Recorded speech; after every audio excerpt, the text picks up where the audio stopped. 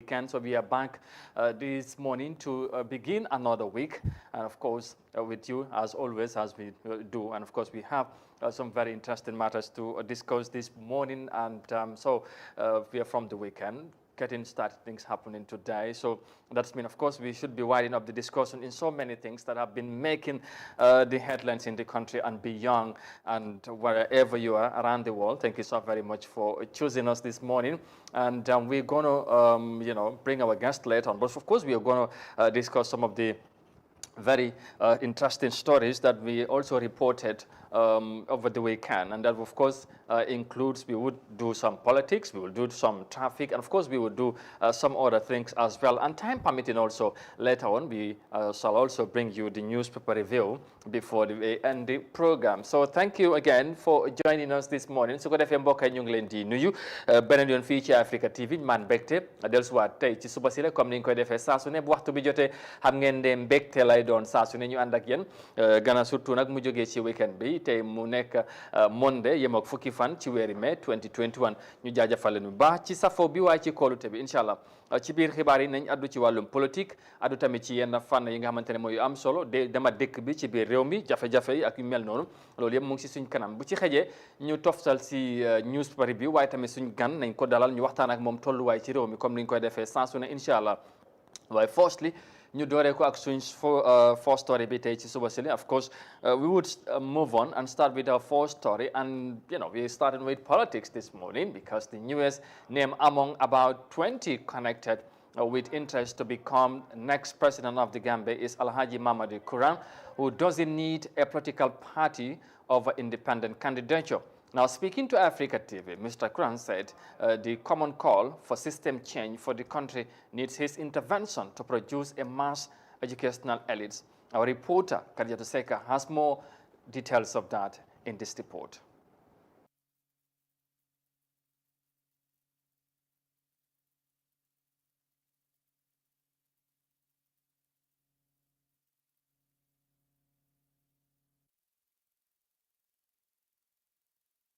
Gambian electorates are unfamiliar with choosing from dozen political parties during presidential elections, as they have only had to make choices among about 5 options.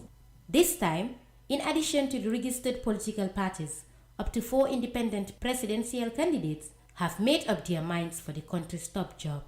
Alhaji Mamadi Kuran, who recently announced his intention of joining the presidency race, is relying on mass education policy to bring about rapid development.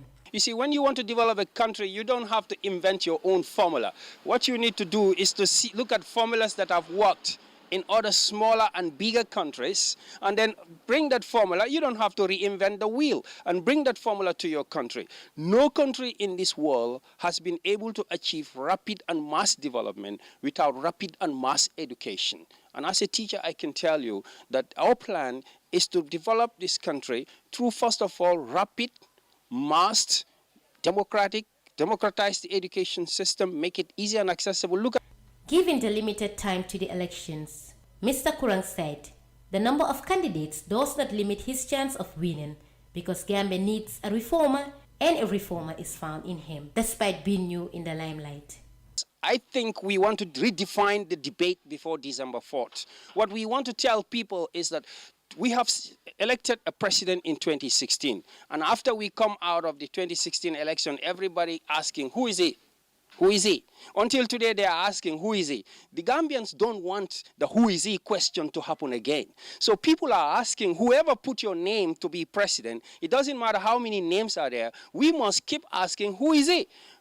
Americans say, what have you done before you contest for the presidency? So the question, the debate we are trying to redefine in this country is, what have you done? Mamadi Kuran called on his fellow citizens to elect someone who would work towards the betterment of their country. I think the December 2021 election is about the next 10 years until 2021. So I think Gambians have to make a good choice to put in somebody whose track record matches his words, and somebody who has the vision to take this country to a better place in the next 10 years. The aspiring presidential candidate is an educationist with more than 25 years of experience. He is the founder and chief executive officer of Jollof Tutors. In 2013, He was awarded to train the public service, accountant, and university students for the government of Liberia in preparation for professional exams. He served as a consultant for the United States through the Government Economic Management Support Program. In June 2017, he was appointed as the secretary to the Janneh Commission by the government under President Adama Barrow to investigate financial management of former APRC ruler Yahya Jammeh. Khadijatu Seka, iAfrica News. All right, of course, there you go. Yeah, we would, of course, do more politics in just a moment. But, of course, Mr. Kuran there, believing he is the right answers to the, of course, the new call that Gambians have been talking about as the system change. And, of course, he believes he has the answers to that, you know, and, of course, he is an independent candidate among the very long list of people who wants to be the next president of the Gambia. As you know, we are gearing towards December. The clock is ticking down. Of course, there are more people that have shown interest. And as the countdown continues, we would do more politics as we get along. But of course, he is one of the many people who said they have the interest, or who have shown the interest of wanting to be the next president of the Gambia. Of course, you know, some very interesting comments there from him, by the way. Su ko defee rek comme ni ngeen ko gisee ci report boobu kooku nekk ki nga xamante ne mooy kenn ki bokk ci ñi nga xamante ne ñoo wane seen li nga xamante ne mooy seen buga pour jiite réew mi ci ni nga ko waxee Mr. Kuram moom tamit independent candidate la dafa taxawal bopp. System change bi nga xamante ne Gambian si yàgg nañ koo wax di ko joytu nee na daal jàpp na ne moom moo nekk solution bi moom moo war a indi weccu li nga xamante ne mooy wecceeku biñ soxla ci réew mi ci côté boobu loolu nag gannaaw bi nga xamante ne sekkoon naa waxtaan ak Africa TV wax lim jàpp ne loolu la war a mën a indi lu bees ci doxalin réew mi tax li nga xamante ne Gambien loolu la namm ci réew mi mu dem ci kanam incha allah loolu mooy xew ci wax naa ren moom at bi nga xamante ne at politique la te dañ ci wax lu bëri ci ni ngeen ko déggee noonu ci moom nañ desande ci wàllum politique ba léegi wax ci leneen wala boog des ci wàllum politique comme ni ñu ko waxee gannaaw bu ñu waxee ci wàllum independent candidate ñu wax nag ki nga xamante ne mooy political party la ñoom tamit bokk nañ ci ñuy taxaw am yéene pour jongante ci élection yi. We'll move on to our next story. And of course, we stand with politics because the national president of the All People Party, Gumbale Toure, while highlighting his blueprint of his party, remarked that the Gambia is reversing in development, adding that the country must progress in development. And our reporter, Binta Fati, has more details of that in this report. The political trajectory of the Gambia has been changing with the formation and registration of numerous political parties in the country, and the All People's Party adding to the list of recently registered parties. Speaking to journalists at the welcoming of their party leader, the national president of APP, Gumbo Cham, said the Gambia is not moving forward as far as development is concerned. We believe that time has come, that new ideas have to come in. We believe the time has come that new, better results have to be, and we believe that we must go forward. As Dr. Jan has said, we've been reversing in development. We must be progressing in development, not reversing, going backwards. Jam further added that it is high time to address the nation's health issues. Imagine today, many times we hear that somebody is ill, somebody is flown to Dakar. Somebody is ill, somebody is being taken to Dakar. Is it not high time that this country develops its medical facilities to Dakar? We have by branch to in clinic. And then he decided to offer his services, his medicines, free of charge, voluntary. According to the national president, the party has formed its executive and is working on building their regional offices and party bases within the urban areas. He also noted that the party will look within itself for funding to ensure participation in the 2021 presidential elections, and that they are equally set to evaluate issues in the country to document their political ideology. For Africa TV News, I am Binta Fati. All right. That is, of course, Gumbo Ali Toure, All People's Party.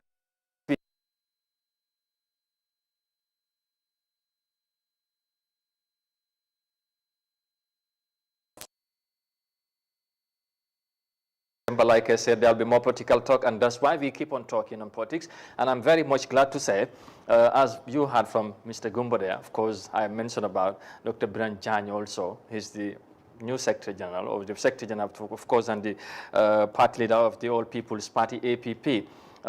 Both of them are right here with me. We're going to discuss more of the party's programs and policies and all that they have for Gambians getting into December.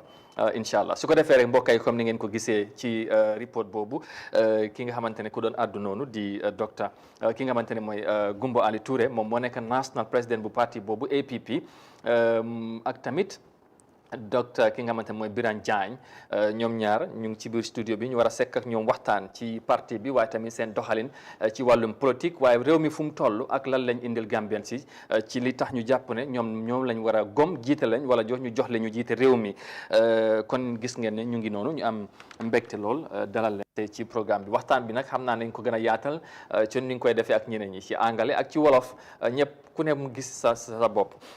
Of course, thank you very much, Doctor, for joining us this morning. We are very much happy to receive you. I know you are with the national president, but first I will allow you to say good morning to our viewers and to the Gambians in the country and all around the world. Assalamu alaikum. Yeah, the mic, please. Assalamu alaikum. Good morning, my fellow Gambians. Mangla Santa Yotam di la gërëm ni ñu invité ni si television station bi pour ñu am interview si weeri koor lay nekk nag kon nag maa ngi ndokkale ñëpp ñun ñaan yàlla fekkee at yu bari te tal ko te mun ko amiin jërëjëf moom moo jiite parti bi ci APP All People's Party mu ànd nag ki nga xamante ne mooy Gumbo Ali Touré xam naa nag ku dégg APP sa xel moom lay laal parce que moo ci gënoon a fes dalal nañ ko fii waxtaan ak moom waaye ci diggante bi am na wecceeku bu am gum fi jógee ko ak léegi Mr Touré yow tamit ñu nuyu la bu baax am mbégte dalalaat la tey beneen yoon ñu bàyyi la nga nuyu ak Gambien si ñu lay seetaan ci biir réew mi ak ci biti réew. waaw jërëjëf maa ngi leen di nuyu télévision bi di nuyu seen déglukat yi yëpp di nuyu askan bi yëpp ak di nuyu itam seen wàllu parti bi seen waa parti bi ñun itam kontaan nañ pour ñëw fi ndax ñu mun a wane seen xalaat si télévision bi askan bi dégg ko ndax ñun ñëpp ñu bokk jëriñoo kon maa ngi leen di nuyu yéen ñëpp si nuyu bu mu sëkk di leen ndokkeel itam si weeru koor bi. jërëjëf ñu ngi lay fay bu baax di wax rek ne ñoom ñaar ñoo fi ne waaye ku ñëw gën a waxal tey mooy ku jiite parti bu yàggul mooy Mr Biran Diagne ngeen koo xam tamit moom lan la amal réew mi waaye first rek balaa ñuy ak yegsi si moom Mr Touré yow lañ gën a xam ci APP nga ñëw sampa parti bi nga fes ci def si taxawaay ba ñu ràññee la ci dañu bëggoon a xam rek lan moo indi change bi si diggante bi ñu gis Dr Diagne feeñ ngeen jiital ko bëgg nañu xam la moo tax nga nekk léegi di national party président bi nga bàyyi ko mu jiite parti bi wecceeku boobu that transformation lan moo ko indi ci diggante bi. waaw loolu am na solo bu nga xamee ne maa ngi ñëw di bokk si parti bi dem kanami Gambia moo doon li nga xam ne moo ma puus moo ma si dugal so ma amoon si itte lool ak pour jiite parti bi ba nga xam ne su ëllëgee dinañ dem si elections mun a fesal Gambia mun a fesal seen parti bi waaye nag si diggante bi nag dama am ingant gën saa am solo mooy wàllu famille mu am iteexa yoo xam ne da nga gis ne mu jël suma li doole lool soo wàlli famille bi bu nga xamee ne gis naa ne li sonnal na ma am naa ittee am naa bëgg-bëgg pas-pas pour yóbbu parti bi waaye nag yëfi famille bi moo ma gën a sonnal si laa waxtaan ak parti bi ma ne léegi fu mu nekk nii dama bëgg a delloo makkaan bi waaye nag su ko defee ñu seet koo xam ne doy nañu koo xam ne gis ne dina mën a jiite parti bi su ko defee ñun ñëpp ñu méttilu ko waa ñu d'accord si ñu xam gàllankoor bu nga xam ne moom laa amee si kaw lii nag si leen xalaat ba yàlla def nag ñu wut ba ñëw si docteur Ibrahima Diagne. ok waaw all right loolu am na si docteur ngante yu gannaaw bu ñu amee ngeen méttilu ko waaye tamit parti bi nangul la ko ngeen ànd ut si keneen kala meloon lan nga yàqu nañ ci ñëw waaye loolu naka ngeen ko defee wala because léegi-léegi ñu jàpp ne xëy na sa xarit la war rek nga ne ko ne kii laa tànn nag ñu ànd ak yow ci loolu wala global yéen a toog waxtaan ba gis ko mu doy leen ngeen tànn ko pour mu jiite parti bi. déedéet du doon suma xarit xamante woon neen gannaaw si gi bu nga xamee ne def neen lu gis moom am na fu mu dégg mu bokk si parti bi ñu gën a ràññee ko gën a xamante gannaaw loolu itam na bokkoon neen nag school si bu yàgga fu ñuy wax Armitage High School at that time sax foog naa Armitage Grammar School waaw musa dégg itam ne kii docteur bi mus naa ubbi Lamine mu def voluntary ba waa Lamine yëpp kontaan si lii yëpp nekk na loo xam ne luñ bàyyi woon xel la ñu ne koo xam ne ñëw na ba ubbi clinique ba di ko def si kaw ngir yàlla di ko dimbale njaboot gi di ko dimbale askan bi kii de nekk na koo xam ne xalaatam dëppoo na ak APP si kaw lii nag ñun ñëpp si leen def elections ñu am nominations si congress bu ñu defee nominations ñu nominate ko ñëpp d'accord si soo nii leen ko tànnee. ok loolu leer na su ko defee ñu ñëw ci docteur Diagne léegi moom nag ba mu yegsee dafa yegsi rek ci airport bi am kàddu yu mu wax mu fees lool nee na daal Gambia war na ñëw wees ci politique of lies and deception moom loolu la wax mu ne loolu Gambien si dañ ko war a bañati docteur gannaaw bu ñu la nuyuwaatee ñu amaat mbégte wax ak yow kan mooy docteur ci politique yi bëgg na ñoo xam sa background tuuti rek Gambien si xam gis ne na léegi yow yaa jiite APP mu nekk parti politique nag dafa bëri coow te yow am na background bi nga jógee tey soo ñu doon wax sa jaar-jaar tuuti rek pour ñuy seetaan xam lan nga ñu mën a wax ci loolu. waaw jërëjëf ñu bëri xam nañ waxoon naa ko ne man Armitage High School la jàngee gumba mi fa la nekkoon bi ma jegee Armitage tam boobu Gambia amul university benn collège moo fi nekkoon ñu ko Teachers Training College ak Agricultural Technical Training College institute bi nekk si collège bi suma papa fa daan jàngale suma papa fa la nekkoon lecturer waaye man bëgguma woon a def teaching amoon naa interest agriculture waaye dama foogoon tam boobu daal man jànga university moom ma gënaloon waaye nag amoo opportunity boobu fekk time boobu tam Chinese yi Taiwanese yi ñu ngi fi def agriculture locally ma am job si Taiwanese as agricultural rice trainee ma nekk si Taiwanese yi ñëw ma Yorobelkunda YBK ma nekk fa ma fa ma juróom benn weer rek gars yi Taiwanese yi gis ne man dama farlu dama focus te mun naa liggéey bi balaa ñu maa seen ma dem Taiwan ma daan repair seen power tillers yi machine yi daan béy ak seen rice threshing machine si yàlla def ma dem Taiwan am fa benn semaine bu ñu def pour agricultural technicians all Africa yëpp am na ñu jógee Sénégal sax ñu jógee Casamance ñu jógee Zaïre time boobu Zaïre mooy Congo ñu jógee Uganda all over Africa ma jeexal programme bi ñëw delluwaat si Chinese yi waaye ni ko ñaxamee rek ni ma ko waxee Gambia time kenn amuñ université te ñëpp dañ bëgg a jàng ku boo jànga time fu nga génn noonu laa génnee nag waaye balaa ma dem teach naa Nusrat High School science ñu pare su ko dem Spain laa starté suma jànga waaw all right loolu ci académique bi ci wàllum politique bi tamit xam naa dinañ bëgg a xam sa jaar-jaar ci politique because gis ne la léegi nga jiite parti lan nga ñu mun a wax background politically pour Gambien si xam yow ak sa diggante ak politique ndax di nga jékki-jékki rek gis na léegi bunta gi ubbeeku na political party Gambia gis nañ ku nekk wane na interest bëgg naa jiite réew mi yow tamit nga dugg foofu bëgg naa nga ñëw fa mu gën a nekk ci Gambien si waaw dafa am lu xew bi ma nekkee Spain def na fa juróom benni at di jàng pour médecine li ma njëkk a commencé mooy ma eggee Spain dégguma Spanish dama jàng Spanish li tax may indil li dafa important trop because ma nekkee Spain dafa am lu xew si man loo xam ne daf ma wécc si biir tax ma xam man may kan ma eggee Spain maa ngi doon prepare pour jàng pour dem dimbali sama pour mun a dugg medical school ma duggee medical school dama daan lire nag dama daan jàng yeneen yoo xam ne nekkul médecine African politics African economics ak African history Cheikh Anta Diop origin of African origin of civilization Dr. Kwame Nkrumah Osagyefo Susan George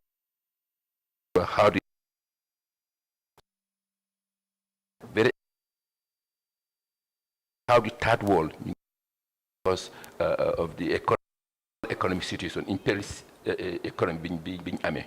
And other books like The Nature of the Earth. You didn't def something ma xam nak man may kan bi xew moy time bi ma dem out, it was just a few years after independence. Means 1973 and 65. Di nga gis ne ñun bi nekké anti man mi amité ci la soga xam ni am nañ African history, and that's independent book by Basil Davidson. All the while you know jagal European history, especially American history and culture, etc. Why has no oral history jungle. So my guess been def something to me. Since then I'm this political insight and one thing in me. Why not? Because medicine la don't def moments my eat time duguma si. Be 2019. Why am the len lu xew. Bima jeexale suma training def specialist in emergency medicine in Los Angeles. Offer my job, decorate the County of Los Angeles and the University of Southern California. Decorate them. You don't offer my job, my name is Nibi. Nibi, when I was for them in Africa. Africa use technology is too much. I have to go back. No language, during that period, very important to the mass. During that period, at least 2 political parties knew. Well, Balama de Vlulsa, them na RVH, Ligefa. My Dr. George knew emergency unit in fa am legi bo mu ngi tudda RVH Royal Victoria Hospital emergency department bi my Dr. George ñoko set up after a couple of years nak ci la siraban NGO ubi Lamine l'hôpital bi so cela am nak during that period at least 2 or 3 parties ñoo ci man di ma approach pour ma join them man no am interest in politics. Okay. So at the time, well, at that time so it's evolution la dama feel ne after environment being was not conducive. Well, you were not prepared for it at the time. No, I wasn't prepared. Teman, musuma fogna na duga politics. Man, I'm practical.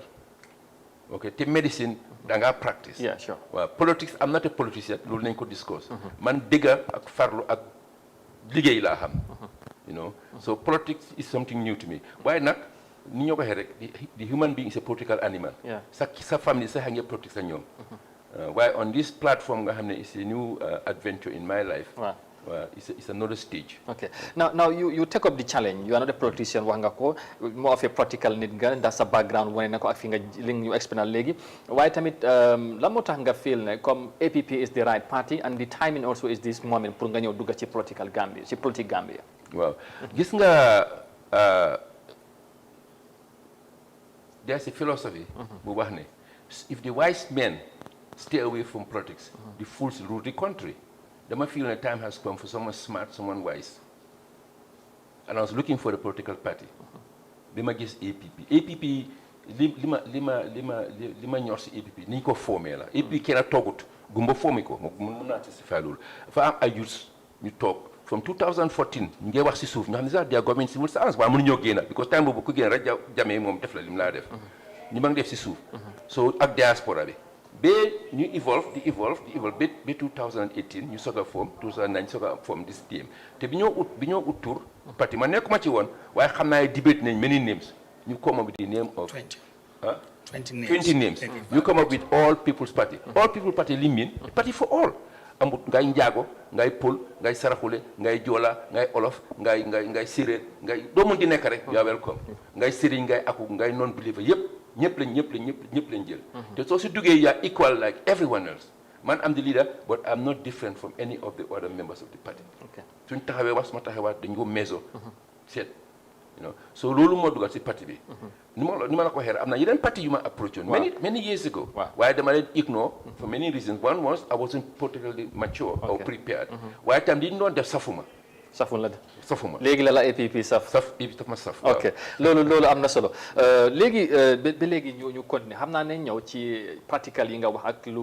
li nga indil Gambia but first nañ discuss ci political climate bu Gambia politically réew mi noo ko gisee dellu gannaaw dafa mel ni yow nga eb sa truck bu fees step nga def moto bi in reverse waaw reverse liñ acci foon jame sax li muy defoon kii ñi fi mu nekk amuñ ko ci 4 years yi gisuloo benn yokk dara ma ne di transition dañ leen sasoon at least mun naa fundamentally ñu def ñu lifin constitution bi reforms bi jaane commission bi boobu rek lañ def te boobu sax ñu implementuñ ko TRC baa ngee dem ah yooyu yëpp a ngee dem the constitution boobu dafa mel is dead we don't know whether we're going to elections wow the constitution ñu ngi xamuñ ndax dinañ dem with the 1997 constitution or no which is a dictatorial constitution ba pare sécurité bi yoo xam nga léegi doo ñemee génn a guddi ah ECOMOG bi fi mu nekk nekk nañ fi how many years things are worst the security is very bad you know so loolu yëpp dafa wane ne ñi nga xam ne ñu ngi doxal réew they are capable ba pare xam nañ just recently ñu ngi reveal audit department ñu fi génnee yoo xam ne yooyu ay njuut njaay lañ corruption ma ne njiit dafa war a jub du wax waxet da ngaa wax li nga xam ne moom ngaa def doomi aadama kàddoom mooy wax moom mooy kan kuy wax di wax waxet yow nekkoon nit ku baax waaye kon gisuloo tamit nguur gi lu ñooy wax tey ci njiital président Barrow ci 4 years bi gis nañ fexe nañ ba démocratie sax ci réew mi am na yeneen développement projects yi ñoo bàkkoo ñoo wax ne ay roads yi nga xamante ne tabax na ko ay schools ak tamit ay projects yi nga xamante ne loolu ci na ko ay bridge yu nekk Basse ak Hakalan ak yeneen projects yi yooyu gisuloo yooyu yëpp ay yokkute yi nga xamante ne def na ko ci 4 years yi dañ ko sas bi mooy ni ma lim nii yooyu ñoo gën a important gis nga sooy développe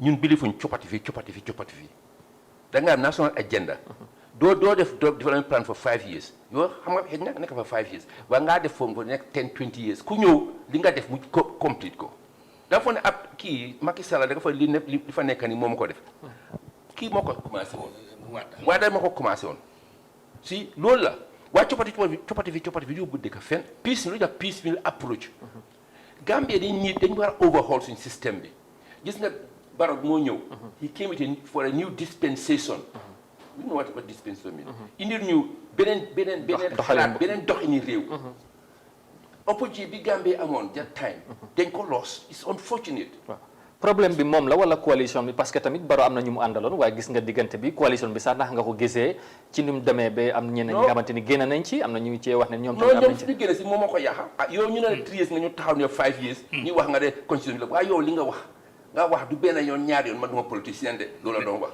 man ñetti at rek laay toog génn delluwaat si man mu jëkkee wax waxeet ñuy wax mu fompati fu mu ko teg loolu correct nit daal man nit yow soo nekkee sa kër borom kër nga wax lii tee wax léegi xale paa bi dof nag duñ la faale sax you be a laughing stock du ñu wax you be a laughing stock ok dafa mel ni yaa ngi doon wax ne tamit political naxaate daf fi war a jeex da nga gis ne loolu ci loolu la ñoo dunda ma ne Africa Gambia dañ am culture of deception especially politicians deception and lies culture of deception and lies nepotism corruption loolu foog mu génn Africa te ki koo def nag njiit gu jub ku xam li mu bëgg ku xam li dëkk bi war a am laa def réew ki ko yóbbu dafa war a jub dafa war a xam ne moom nit yaa ngi ko roy xale yaa ngi ko roy loolu dafa important trop réew ki ko yóbbu dafa war a jub xam nañ lu mu wax rek ak lu mu def ñu ngi ko roy sakatuma xale yi ok Gambia ñu bari ñu ngay joxoon tamit système bi est-ce que jàpp nga wax ne loolu dañ ko war a ci est-ce que nga jàpp ne génnee ko dafay yomba parce que tamit ñu ngi wax ne well before Jammeh Jawara the late former president Jammeh ñëw more or less ba Barrow tey système bi ñu bari refel am na lu bari lañ war a mën a change ba pare tamit yi nga wax ni tey ci ñàkk a yokkute yi nga lem ci réew mi ndax góom nga ne ci Barrow moom tamit moom kese moom am responsabilité déedéet gis nga Jawara tamit Jawara moom gisoon na leen mooy dëkk bi dañu war a am food security ba mu commencé jaxee pàccaar ak yéen man liggéey naa fa waaye dafa fiir jéego yi ñu dee jël moo correctut muy boos indi Jawara government Jammeh government and the current government jéego yi ñoo jël correctut ñoo correctut ok ñun nag su ñëwee nañ jël jéego yoo xam ne dañ ko base on action plan dañ ko study xam dañoo def ba pare set deadlines ba pare monitor ko properly all right loolu am na solo léegi waxtaan bi nañ ko gën a jeex because yaa ngi si jafe-jafe yi wax nga security wax nga yeneen te transport tamit si la bokka léegi suñ team bi ñu ngi ci biti xam ngeen transport fu mu nekk nii dafa bëri ci réew mi dañoo bëggal indi benn report ci jafe-jafe yooyu wala sax nit ñi lu ñoo dunda ci wàllum transport den su ko defee ñu déglu ci ñoom docteur ak tamit Mr Touré ñu wax ñi ñoom ban gis-gis lañ ci am ñu yaatal ko incha allah ci waxtaan bi ak tamit ñu wax tamit ñoom lan la ñu indi pour solve problème yi nga xamante ne ñoom tudde nañ ko fii well we will move on and of course talk on something slightly from project, but of course we're going to widen discussion on that. We want to talk on traffic now because commuters of the Serekunda market decry over the constant increment of fares as well as the traffic congestion, especially during the quality preparation. And let's have more of details of that in this report. Ongoing for a long time, with the corrective preparations making matters worse as more people come to the open markets to buy articles for the Eid. Fatmata Keita, a native of New Yundum, says he pays almost $200 to get home. Transportation in the Gambia here is too critical. Today we want to pay $200 is almost when coming from Yundum to Serekunda. Serekunda to Yundum you pay about $75 or so. This is simply because vehicles don't really want to reach their various destinations. They will charge you money. This is how they will do this is. An apprentice will come and tell you, I'm going to Latrikunda, charge you. Latrikunda, Tabokoto, they will charge you. Tabokoto, Sarekunda, and some of them, they will not even reach the garage. This is very sad indeed. I think the government should look into this. Ibrahim Ajaju, a native of Kasama, Senegal, is of the view that the drivers take advantage of the festive period to increase fares, which he strongly condemns. I came here, but honest to God, the fare is kind of expensive. From here to Brikama, they are charging you $50. You know that is expensive. They are taking advantage of the feast, I can say, to increase the fares, and that is wrong. Normally, they should help people because of the fasting. There are too many expenses, there is no money, and they know that the coronavirus affects lives. They should leave this and reason. Let them reduce the fares and help people for God's sake. Here, life is so expensive. While the public described the actions of drivers as unjustifiable, Asanjan, a driver from Medina Serimas, blamed the situation on the traffic and poor roads in the country, calling on the government to help reconstruct the roads for the benefit of all. So problem bi buñ ko fogg ne ci driver la. Driver bi mu ngay xol nan la mëna def nit ñi mënu ñoo ñaka dem. Let's not think the problem is the drivers alone. People will have to travel, and the drivers cannot afford not walking. The drivers will see how he can walk and earn profit and give something to the owner of the vehicle, and for the vehicle to last longer. For instance, if you were going to Brikama in the past, if you were to spend 1 hour, now you will be spending 1 hour 30 minutes or 2 hours. So the driver will be thinking of all this to ensure that he has profit. Usually, customers will only see it as just going, but no matter how difficult it may be, the driver has no right for you to alight. He will have to take you to the agreed destination because you are paying him if he were using 1 liter of fuel. He might be using 3 liters. The government should help us with roads. That is the only problem. If we don't have another highway, let them reconstruct the ones in town so that we can walk fast and our vehicles will not be spoiled. Increment of fares by drivers supposedly due to the poor roads leading up to traffic congestions force commuters to pay multiple fares or risk being stranded on the streets or garages for hours without a vehicle. For AFRICA TV News, I am Binta Fati. Acha, mu ngi noonu traffic bi ay jafe-jafe. Of course, there is a report. We are going live to the traffic now outside and talk to our man. Modou Mohamed Nyang is out there on the traffic. Mon Nyang ñu ngi lay nuyu ñu am mbégte wax ak yow suba si li nga wax ñu traffic bi naka la mel ci fi nga nekk jamono ji si suba si tey nag Monday la te ñëpp ñu ngi war a dem liggéey. jërëjëf Amadou ñu ngi lay nuyu ñu ngi nuyu ak kan yi nga am sa biir studio bi noonu Mr Touré Mr Diagne xam naa ne moom wax naa ko ne ndeew amul si biir studio bi Amadou ñu ngi kontaan bu baax ñu ngi fii si Westfield yaa ngi gis background bi ak trafic bi loolu bi lay ñëwal tey ne itam ñi nga xam ne ñi ngi seetaan AFRICA TV nekk si réew mi ak si bitim réew yëpp tey ñi ñu génnal leen pour wan leen jafe-jafe yi nga xam ne Amadou trafic bi mu ngi ko daal di am fii si réew mi mu nekk lu nga xam ne lu doy waar la bu ko dem ak dikk bi ni ko Gambien si ji jànkuwante si biir réew mi dafa nekk lu nga xam ne ni lu jara waxtaanee la ngir pexe mun see am so léegi ñi ngi fi Westfield Amadou trafic bi daf dee jaam comme nuñ ko waxee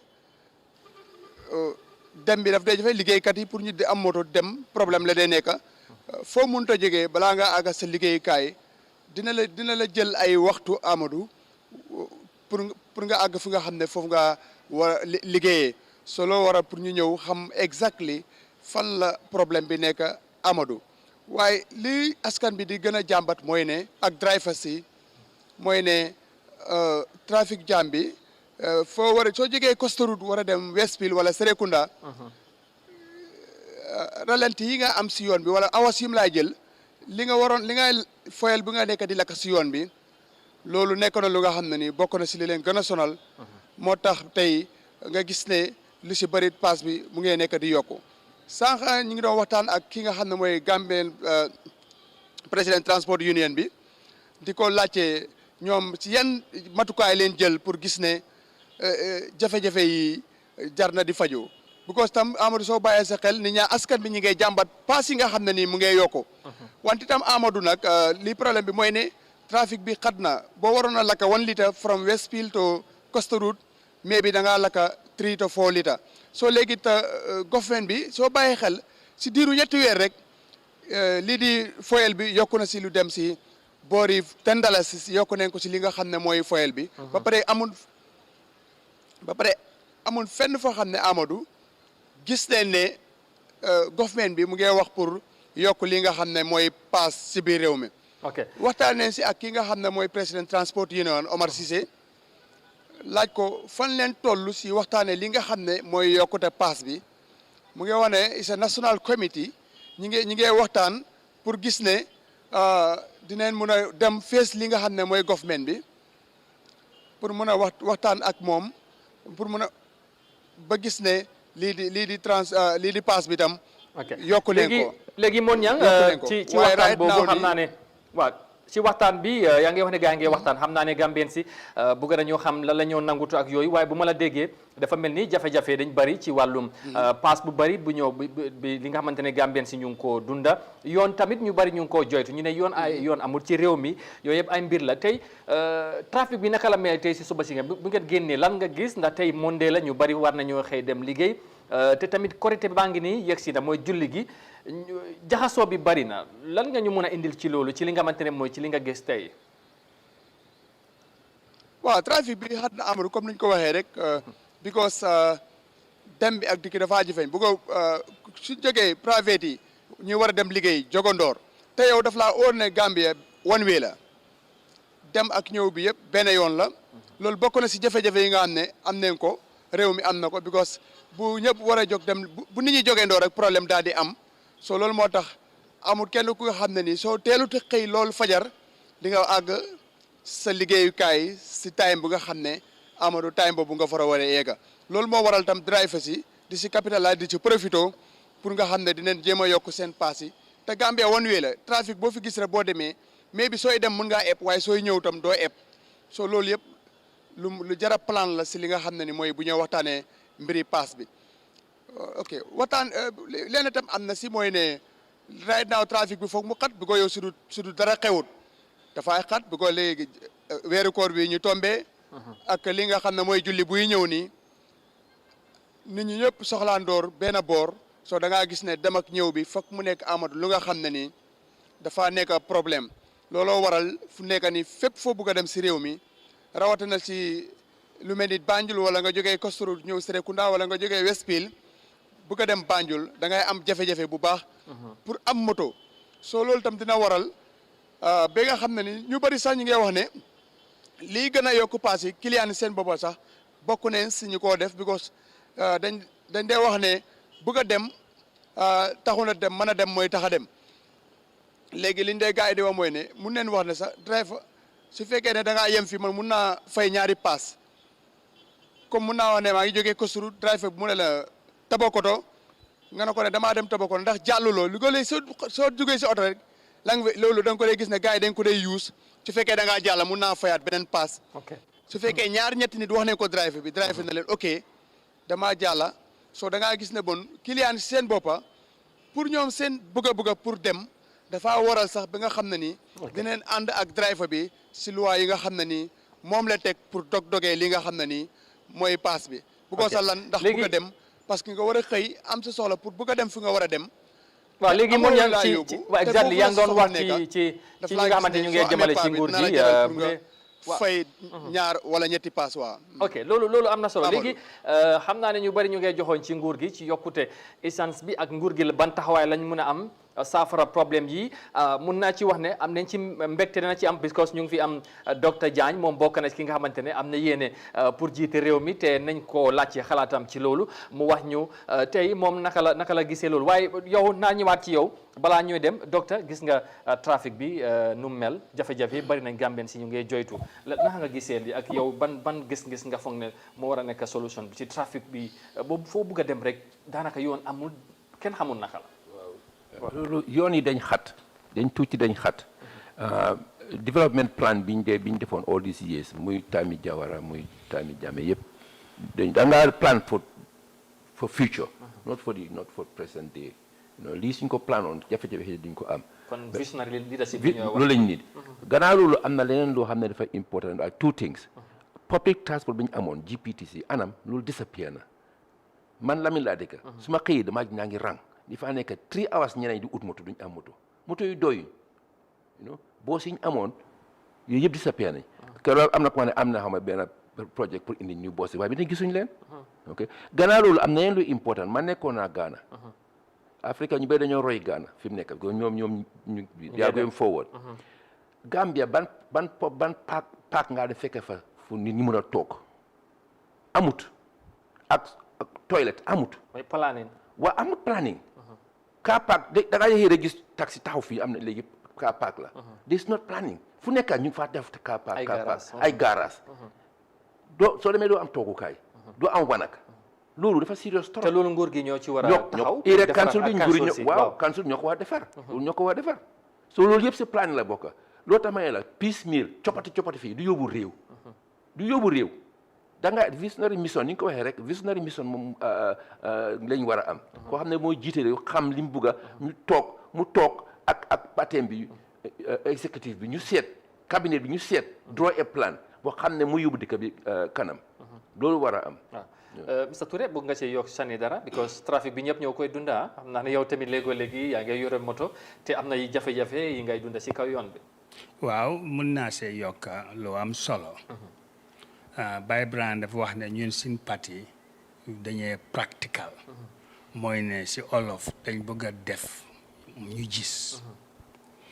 trafic bu nga xam ne moo nekk Kombo léegi mun naa ko def si ñetti fànn problème bi ñetti fànn benn bi mooy ne yoon yi doyun yoon yi dafa xat kon mu ngi mel ni war nañu am comme li ñuy wax yoon yoo xam ne yu yaatu pour su ko defee trafic bi mun a dox ñaareeli problème bi bu nga xam ne moom moo ñu amee mooy ne dégg nga ko lu ñuy wax traffic management si anglais trafic dañ koo xaajale ñun nag sin trafic bi yëpp dafa compaloo dafa jaxasoo trafic bi si kaw yoon bi di nga am mbaam yaa ngi si yoon bi borom cycle yaa ngi si yoon bi borom moto yu mag yaa ngi si yoon bi loolu warul da am dañ leen war a xaajale dégg nga ko borom cycle yi demee nii borom su ko defee trafic bi mun a dem. waaw loolu yëpp dafa dellu si ñàkk a yoon loolu yëpp dafa dellu si ñàkkaale.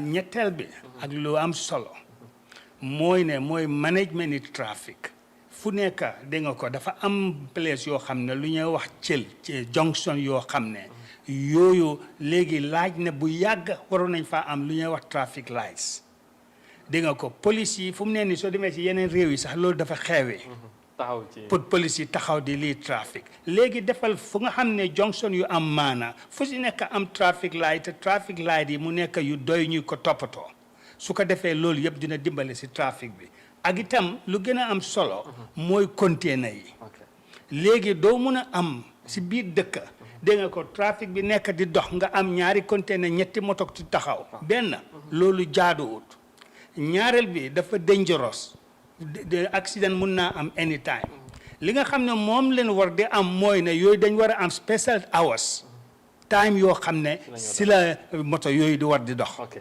loolu am na solo ñu dellu si suñ ndaw bi rek ci kaw tali bi Modou Niang dégg nga li ci gars yi wax dafa mel ni jafe-jafe ñëpp ñoo koy dund ci kaw tali bi gis nga ko noonu nuñ ko gisee tey yow tamit ci li nga gis naka la Westfield mel tey nit ñi ndax bari nañ foofu right now is after na daanaka 10 o'clock jot na te am na ñi nga xamante ne xam naa ne bu ñu waree dem Banjul foofu la ñoo dem bu waree ñëw Costa wala Tobago foofu la ñoo taxaw ak tamit mooy Carava Avenue lan nga ñu mun a wax ci loolu ak li nga doon wax ak Omar Cissé tamit moom lan la jàpp ne moom moo war a indi solution ci jafe-jafe yi. jërëjëf Amadou président bi ñu doon wax ak moom li mu ñu wax mooy ne ñu ngi gis na ne si comme ni ñu ko waxee si gannaaw diiri ñetti weer government yokku na foyel waaye amul benn xalaat bu nga xam ne def na ko pour nga gis ne paas dina war a yokku ak yeneen so loolu moo tax mu ne ñoom ñi ngi waxtaan as committee pour gis ne dinañ dem jàkkaarloo ki nga xam ne mooy ministre bi pour gis ne si ñetti weer soo yokkee foyel ba mu dem si $10 war ngaa xalaat ñi nga xam ne ñoo ko jëfandikoo te nag ñoom réeréwu mbir ne xam ne luy xew si yoon bi ne foo war a am 30 minutes nga am fa 3 hours te machine bi fayut kooku mu ngi lakk ay gasoil yi nga xam ne ni fan la koy génne te commercial bi. waaw waaye foofu Modou Niang doguma la sax waaye am dara. waaw waaye foofu dima bëgg a wax mooy donte ne nguur gi yokk nañ paas ay naka sax instance ay ñetti yoon ci weer bi wala lu am $10 si weer bi loolu warut a tax tamit driver yi profito ci yokkal paas seen bopp parce que loolu tamit dafa war a leer xuloo buy am seen diggante ak customer yi. dafa war a leer Amadou loolu président bi ñëw na si. waaw loolu président Omar waxtaan nañ si ak boobu mu ne benn driver warut yokk paas. yokkuloo wuñ kenn paas ñoom ne leen déglu ñoom ñooy seen njiit te ñi ngay waxtaan ak nguur gi ñoom comité bi ñi ngay waxtaan te suñ paree dañ war a dem waxtaan ak nguur gi pour gis ne yokku neen paas yi pour driver itam mun see gis seen boppal lii di commercial véhicule si so Omar adresse na loolu bu baax si ñoom ne kenn amul right yokku paas keroog waaye comme ni ñu ko waxee Amadou li sometime customer yi si boppam client yi ñoom ñoo dee waral yokku paas mu am parce que nag soo buggee dem te mënuloo dem den léeg te nga war a dem te nga am lu tax nga war a dem soo da ngaa far di jëfandikoo loolu soo loolu moo tax yokkute bu si bëri client itam contribute nañ si à lot Amadou léegi dafa mel ni nit ñi itam gis nga ni Westfield nit ñaa ngi mel ni ñu si bëri ñi ngay dem xëy fu mu nekk nii waaye nu muy méttee si dem bi si suba si ñëw bi itam si ngoon si noonu la maa métti noonu la mu day méttee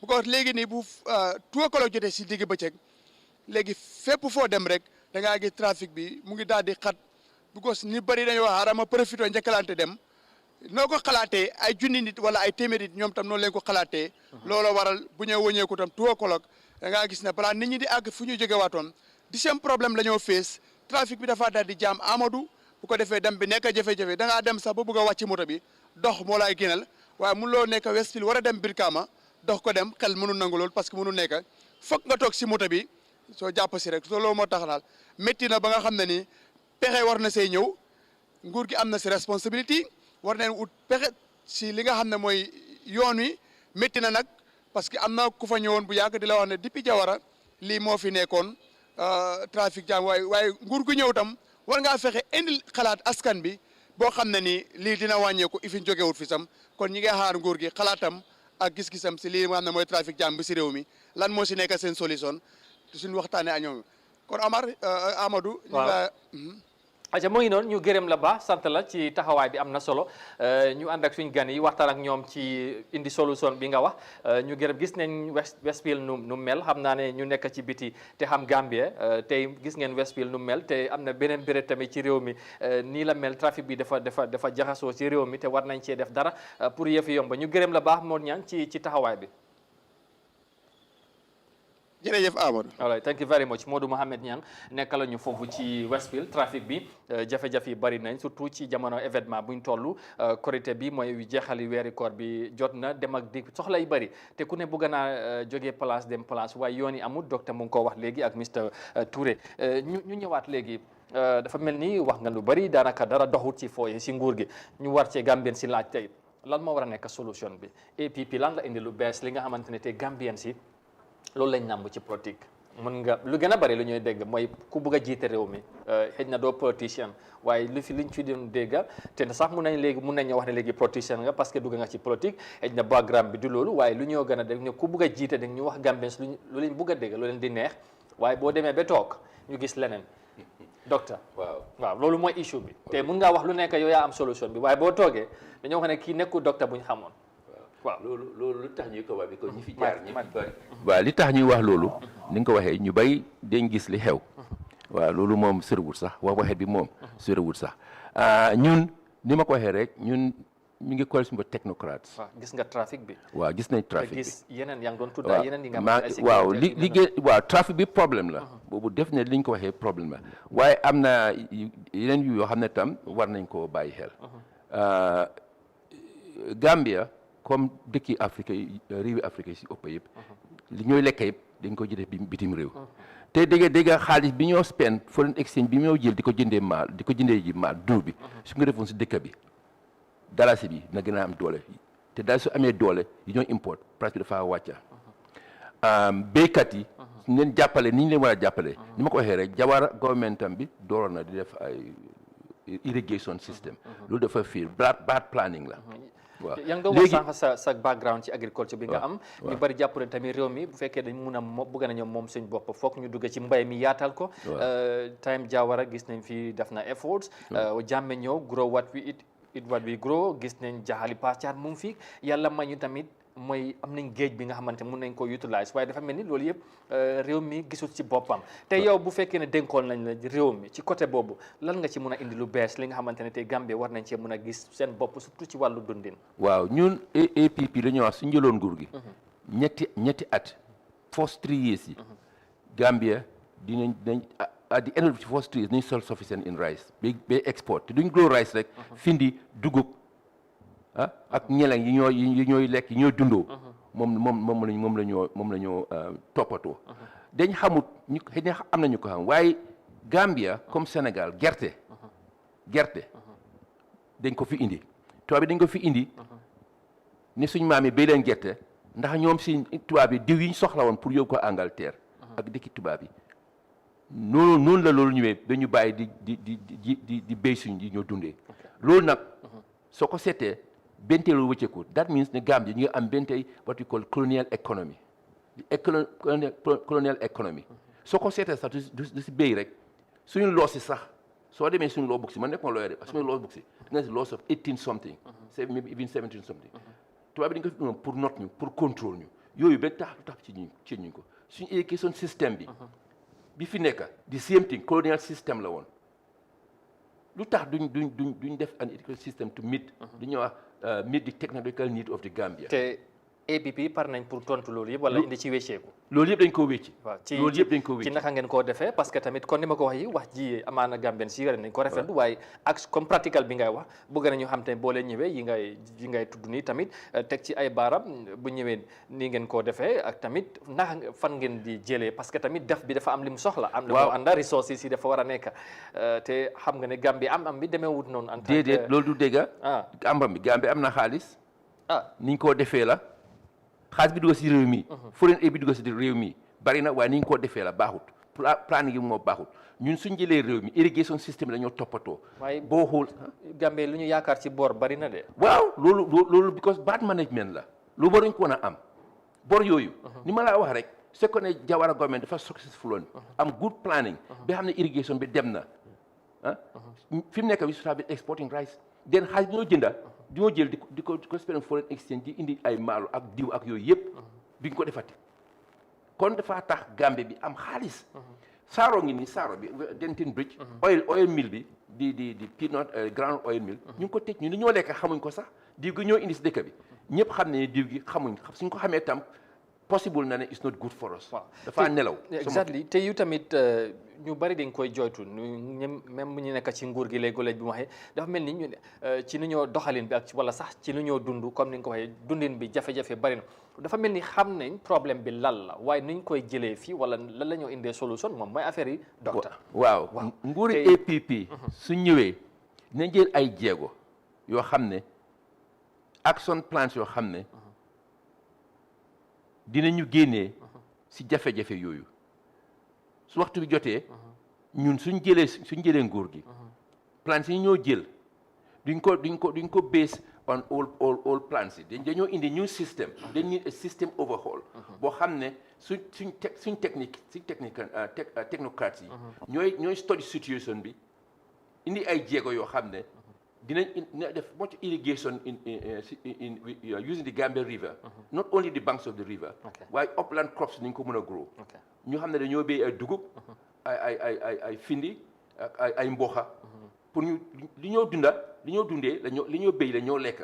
duñ ko import. very good léegi danaa ñëwaat xam naa waxtu baa nga ñëw ma ñëw si Mr Touré rek Mr Touré yow kon wax naa ci ndorte parti bi bokk nga ñu ko initié ngeen taxal parti bi nga gën see fees nga jiite ko dem ba déer nga am keneen ki nga jiital tey ci diggante bi nga jiitee parti bu mu taxawee ak bi tey ba Dr Jang jiite ko ndax gëm nga ne parti bi wane na fi wala def na fi li tax tey Gambien si gom ne is the right party.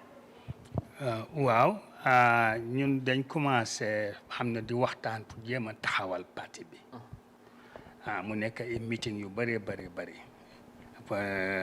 balaa ngaa taxawal parti di nga am lu ñuy wax nomination loo xam ne fukki junne kayit war nga ko am mu dem si Gambie yëpp loolu yëpp ñu dox ko si waxtu boo xam ne daanaka ñu ngi commencé si yóbbu neen parti bi ba parti bi dégg nga ko ñu registré ko IEC bañ nangu ne parti la bu loolu passé yóbbu neen parti bi ba nga xam ne am neen makkaan ñu ngi am headquarters moo nekk Sinju bu loolu xewee ñu dugg si corona bi parti bi dafa sosu rek corona bi taxaw def neen i jéego si corona bi sarse neen i moto ñu wër dex yi ñu seet ñi nga xam ne aji néew doole yi ñu dimbali leen si corona bi dem neen si télévision bi ñu wax pour eete nit ñi affaire yi nu ñu war a def ba nga xam ne ñu gën a aar seen bopp si waaru corona bi léegi fu ñu toll mooy ne ñu ngi dégmal pour war a dem yafi élection ñu ngi war a commencé saa yoo xamee ne ubbi neen bunta yi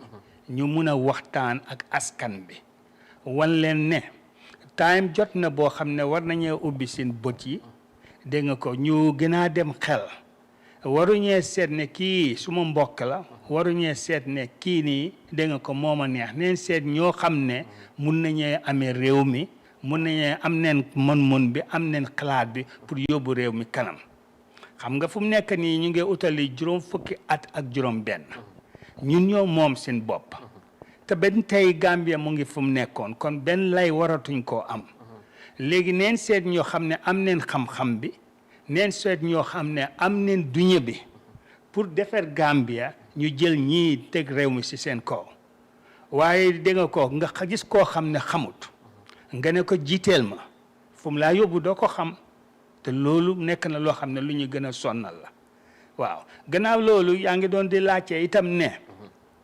APP su ñëwee yéen jéego la ñuy jël ñun am neen i jàngkat si sin parti bi lu ñuy njëkk a def mooy économie bi koom-koomi réew mi foog ñu taxawal ko agriculture si la bokk den seet jéego yi nga xam ne koom-koom bi dafa taxaw gis nga du ne yëpp mun neen ko yëpp xam neen ko waaye su ko defee nga gestu nga seet koo xam ne mun ngeen a lëkkaloo ngeen bokk isi xalaat den ñu isi loo xam ne baax na comme ni ki ne agriculture bi den seet ñun jokkoot agriculture bi dem si kanam jënd mi ak jaayante bi den seet ñun jokkoot su ko defee jënd mi jaayante bi dem si kanam Gambie war nañ léegi di defaral seen bopp léegi lu bare buñ nekk rek di jëlee si bitim réew. loolu yëpp nekk na yoo xam ne suñu xalaat la. yéene yu rafet la xalaat yi li ko motal nag docteur donte ne xalaat yi rafet na am ngeen yéene bi taxaw ngeen parti lu mooy dundee mooy nit tey daanaka 7 months balaa élection tey boo leen doon natt seen bopp est-ce que góom nga ne tey mun ngeen demal seen bopp en tant que parti léegi nga wax ñeneen ñeneen wax ne am na yeneen political parti yu ñoo tudd fii ñoom ñoo ci ëpp ay nit am base bi.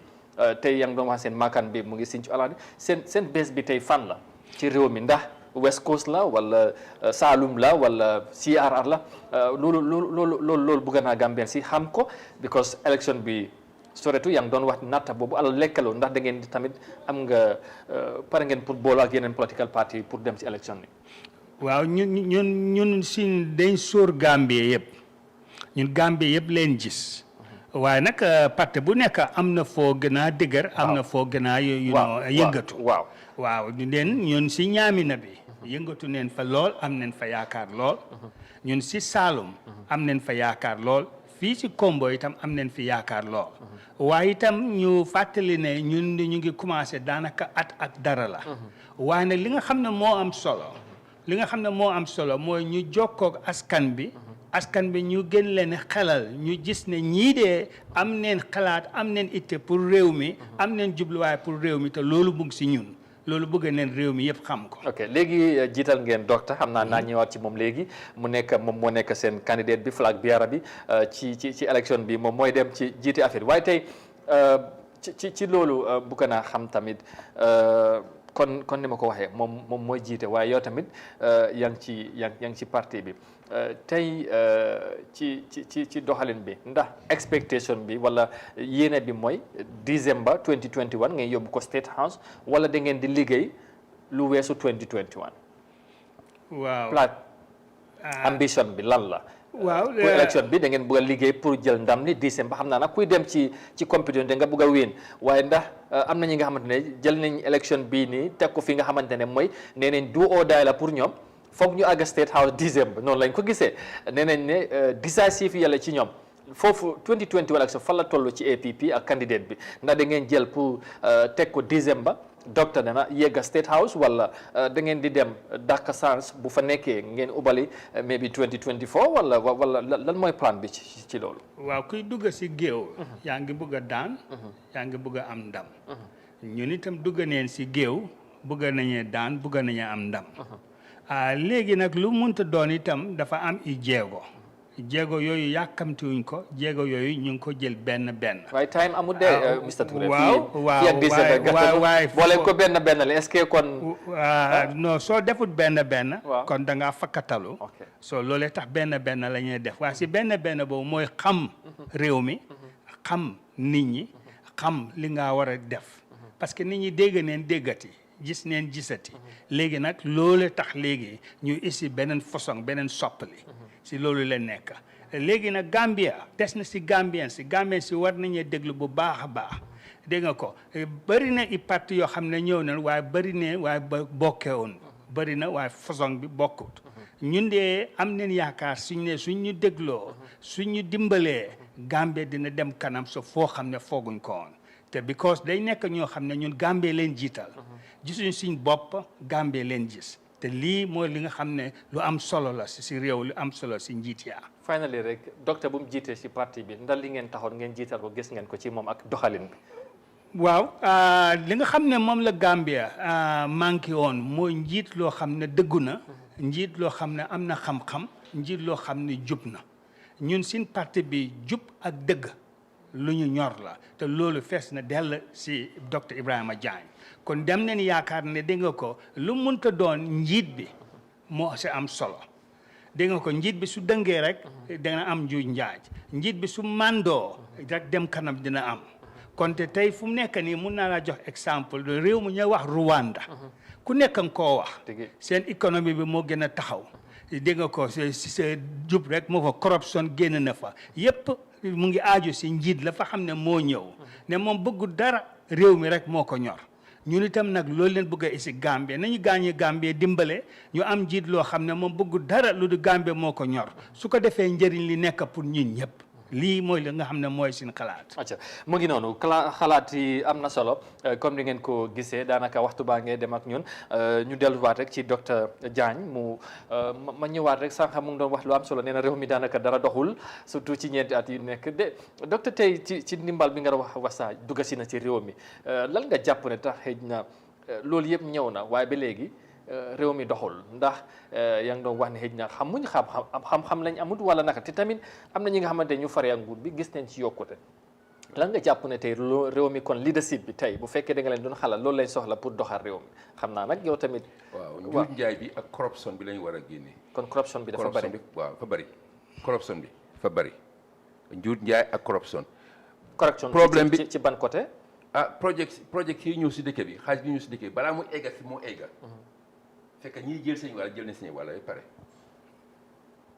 loolu yàgg na fi loolu doy na waar loolu yàgg na fi loolu yàgg na fi ma ne Banjul bi ñu ko gasee after Kukoy lu xew gastel yi yëpp lu xew Tami Jawara lu xew fu mu dem ba xaalis ba génne ñu pasar ku nekk jël li nga bëgg a dem sa yoon ba ren ba au last year bi ñu amee ñëw meeyo waaw ak yeneen waaw yooyu yëpp leadership mooy di ting yow sek yaa mi la boo xam ne jubut mu ngi népotique mu ngi corrupt kon ministre sami moom dañoo roy su jubee su xeen di waxeet mu ngi jub ngee def dañ ko expect li mu war a def pour dëkk bi dem kanam kon ministre sami di ñoo def dañoo correct waaw ministre yooyu sax am na ñuy joxoon tamit ne xëy na am na ñuy wax ne xëy na problème bi du président bi waaye entourage ñu am ñu ko wóor ñu mu tànn te ñu bari ñoo leen tamit booy wax parce que moo leen tànn kon moom la xaw ma yow noonu ndax nga gisee loolu. gis nga problème yi dafa ëpp sax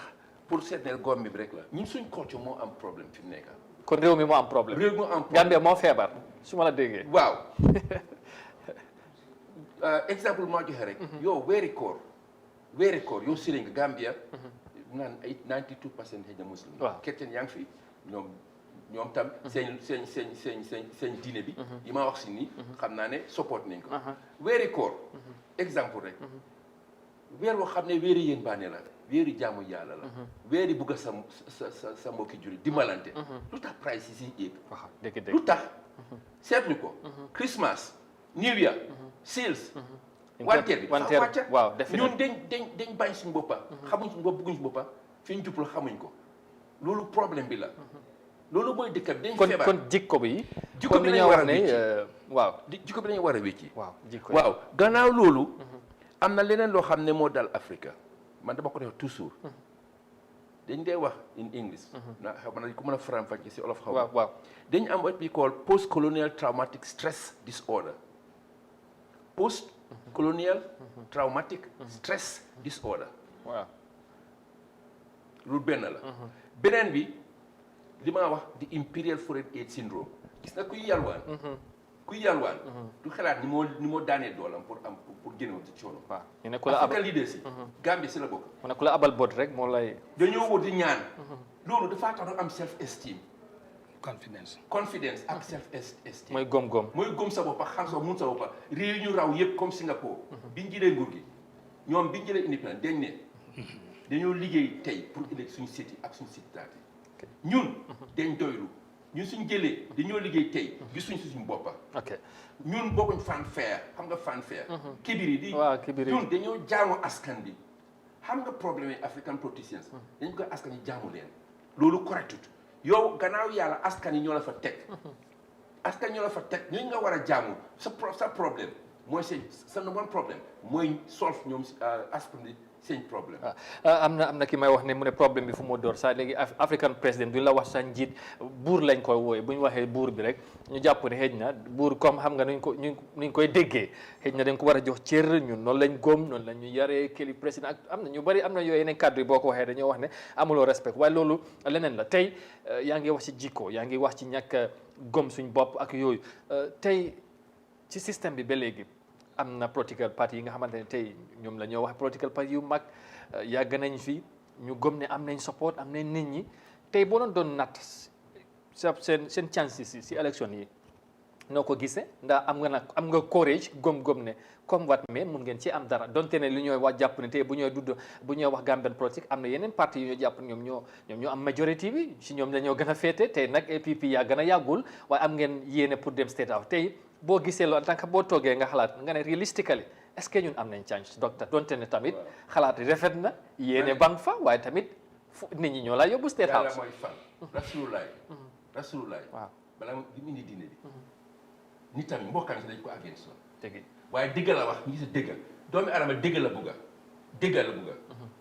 dafa raar nag li xew Gambie pour ñu dégg kii wax dëgg ñu gëm ko waaye suñu déggee dañuy wax dégg li ñoo wax dañ xam ni ñun dañ utee politiciens si ñu ñoom pour njuut ñaay ñoom pour naxaate man maa ngay wax ne waat naa si yàlla si télévision bi tey ñu suma du bet bi wax naa ko yoon yu bari sax ñeenti yoon mais su ma nekkoon président suma half salary naa ko jëloo si government bi half of my salary naa ko jëloo si government bi APP suñ jëlee government mun nañoo wax ne first 3 years yi nañ make a système boo xam ne pharmacie pour pharmacie duñ fiyati taxe lu tax ki nga xam ne mu ngi xalaat naka laa dundalee njabootam nga ko mu fay taxe lu tax ñooñu seen problème government daf ko war a solve ñu ko gumba waxee 56 years waaye doy na waaye njur njaay bi doy na tapale bi doy na bugga rek sa poste ngaa jikkaa xelaat government na fees su lu gaaw balaa may see génn loolu correctut nga jël koo xam ne sa famille la jox ko liggéey ki nga xam ne xamul dara munul dara nga fàtte ki nga xam ne qualifié nekk diaspora te ñu ngi def big mistake di Barrow government diaspora bi they are putting in this country last year 82 million dollars war nañoo vote foofu bëggoon naa la ci sa xalaat dollars ñu ngi koo def du loolu sax daa Gambians by right fu Gambien Sénégal ñu ngi koo def lu mënuñu koo def yàgg nañu ko wax 4 years ñu ngi 5 years ñu ngi ko dañ ko sasoon ñu ngi ko négee soo ragalee nga ñëw dina votal kon yow noo war doo nekk lii la dafa ëppul dangaa dimbale ñi la bañ ak ñi la bëgg yi kon yow tamit gis nga ne nguur gi ñoom ñoo parewul pour loolu parewul loolu di constitution baa ngi nii dee loolu constitution bi mooy is a big thing mooy yóbbu réew mi suñ demee ci élection bi di 1997 constitution su yàlla musalut kii ñëw su jëlee boobu yóbbu ko xëy dañoo delloo gannaaw like dictatorship again dafa dangerous lii may yokk rek yaa ngi doon wax ne kam ka parti yi den bëri ak ñun fan la seen yaakaar tool mooy seen sens waaw anglais dafa wax ne election politics is a game of surprises mooy ne yëfi election yëfi politique taxawut fenn tey mun naa wecceeku ak itam olof Njaay wax na ne njëkk a fecc taxul nga moom géew bi ndax du waaw ñii jiitu taxut ne ñoom moom géew bi ku ko moom mooy kay isi dëgg kay isi wecc ka nit ñi gëm loolu nag mu ngi si ñun léegi si fuñ toolu léegi si réew mi gis ne nit ñi dañ taayi toqi neen bëgg nañee gis ku leen wax dëgg bëgg nañee gis ñoo am kam-kam bëgg nañee gis ñu am man-man ndax réew mi dem kanam te ñun dañ bëgg a ñëpp bokk si ñëpp jëriñoo lii mooy suñu xalaat waaye ñun bëgguñ benn xaaj jëriñoo benn xaaj di nekk si coono ndóol baa ngay waaj a rey nit ñi loolu nag dafa war a jeex. te réew mi ndóol bi daf fi war a jógee. ñu baal rek nga jaara fee nga joxe sa kaddu mujj lan nga yóbbante Gambien si gannaaw bi nga xamante ne tey teew nga fii ñu rafetlu lool teewaay bi ñu baal la rek nga jaar fa joxe sa kaddu mujj ak ñi nga xamante ne tey ñu ngi seetaan. waaw maa ngi nuyuwaat ñëpp di leen wane ne APP. parti bu ees la parti bu am yaakaar la ñu ngi oo ñëpp ñun diine yi yëpp leen boole xeet yi yëpp leen boole gisuñ xeet sax dañ na Gambia benn la te lii moo war a nekk xalaat léegi si kaw njiitali docteur Ibrahima Diagne bëggee nañu oo ne ñëpp ne ñëw ñu bokk si ñu def sin doole ba APP ëllëg ñu taxaw ñu moom réew mi su boobaa ñun ñëpp ñu jëriñoo man ka nga xam ne léegi maay di national président dinaa def suma kéemtalaay kàttan pour jàppale ko waaw. kinte bu leen président Barrow woowoon ngeen dem ànd ak moom coalition pour élection bi ndax APP dina dem. léegi affaire yi coalition. wala affaire lu ñuy wax alliance. loolu moom mën da ñàkk si politics.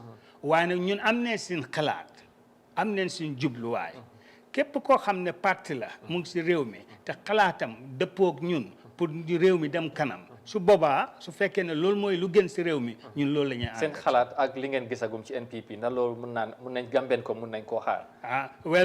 léegi lu munta doon nag loolu dina dem si lu ñuy wax si central executive su dara desul lu du lëkkaloo dafa am booloo dafa war a am loolu du man maa ko dogal du docteur Baye Brand Diagne moo ko dogal waaye central executive bi ñooy seet fan la njëriñ nekk waaw waaye nag duñ xam neen ne élection buy ñëw foog lëkkaloo am foog boole ante am pour ñu mun a génne nguur gi nga xam ne ñoo fi toog.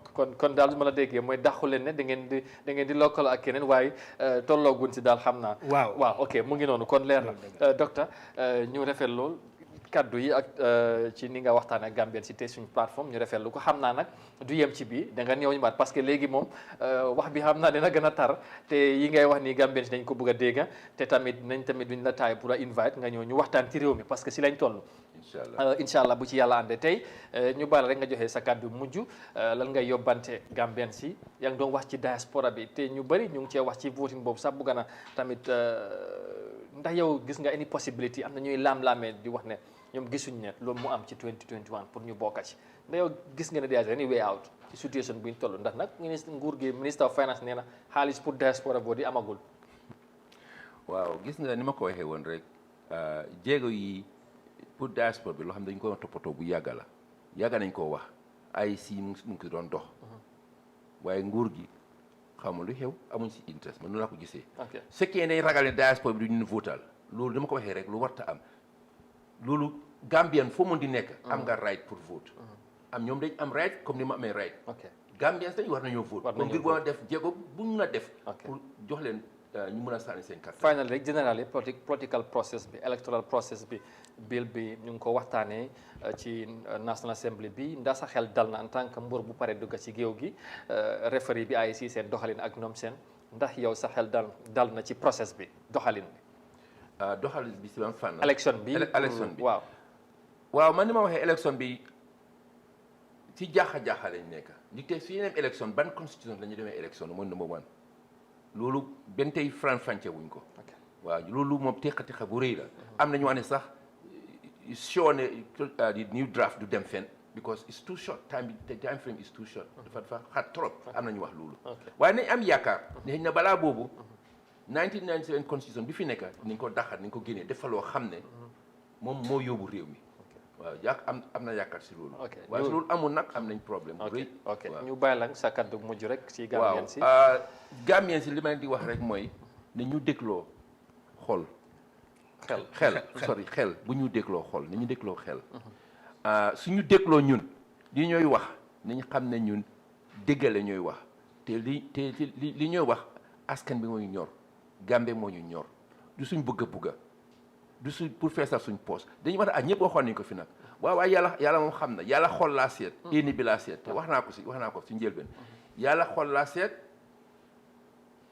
te am naa yaakaar yàlla xam na ñun suñ xalaat xam na ñun suñ bëgg ne dëkk bi moo ñu ñor Gambie moo ñu ñor kon nañu dégloo nag xel jàppale ñu ndax fi ñu bëgg a Gambie egga fa waaw ñun amuñ xaajaatle ni ma ko waxee rek parti bi gu ma waxut ne moo ko foom man moo sos parti bi déedéet man sosuma parti bi ay mbooloo Gambien ñoo xam ne saraxuling fa joolaang fa manjaagoong fa sooseng fa pulang fa olofang fa sirélang fa ñëpp ñoo toog waxtaan ba egg si parti bi ba foom parti moo tax ngeen delloo ko nit ñi ñu delloo ko nit ñi te am nañ chrétien am nañ chrétien su fa nekk ku gëmul dara sax soo nañ la jël Gambien nga ñëpp ñoo bokk parti bi waaw incha allah ñu gërëm la bu baax beneen yoonati ci taxawaay bi docteur Ibrahima Diagne moom moo nekk of course flag bearer moom moo nekk candidate bi nga xamante ni moom moo nar a taxaw dugg ci géew gi pour APP ci élection yi ñu waajal incha allah moo jiite tamit parti bi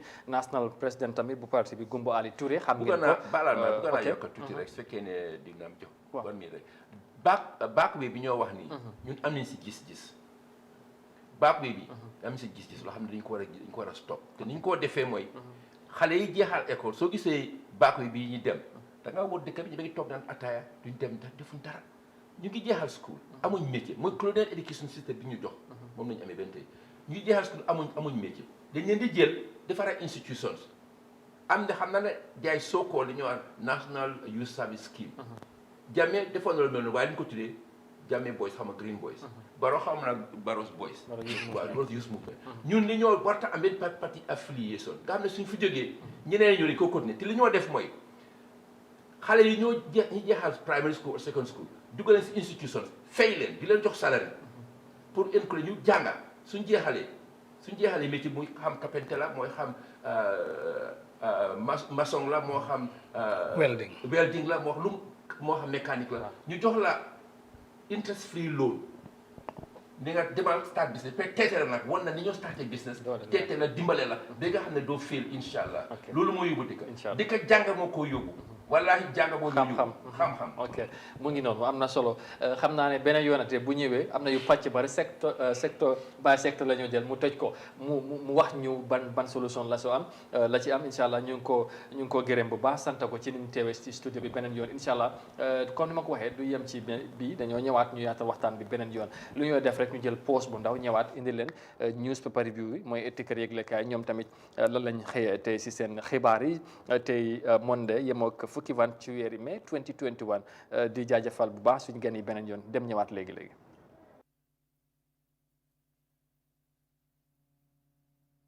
Electronics special Ramadan promotion starting from April 4th to 15 on all our Sloster home appliances such as two-way gas cooker, microwaves, washing machines, stand fan rechargeable that can last for 8 hours, different stand freezers, deep freezers from 140 to 400 liters, blenders, stand and ceiling fans, solar panels ranging from 150 to 600 watts, different types of solar batteries, stabilizer ranging from 500 watts to 2500 watts, originally flat screens from 17 to 65 inches. All our items are durable, energy saving, modern and 2 years warranty. Buy our Sloster deep or stand freezers, 140 liters for only $10,000. Visit our distribution center at Star GSM at Westfield Highway opposite OJ Junction, Talindi Market, or Tabokoro Traffic Light, or call 700-2494. At Star GSM, our appliances are original, durable, modern, and energy saving. Star GSM Electronics.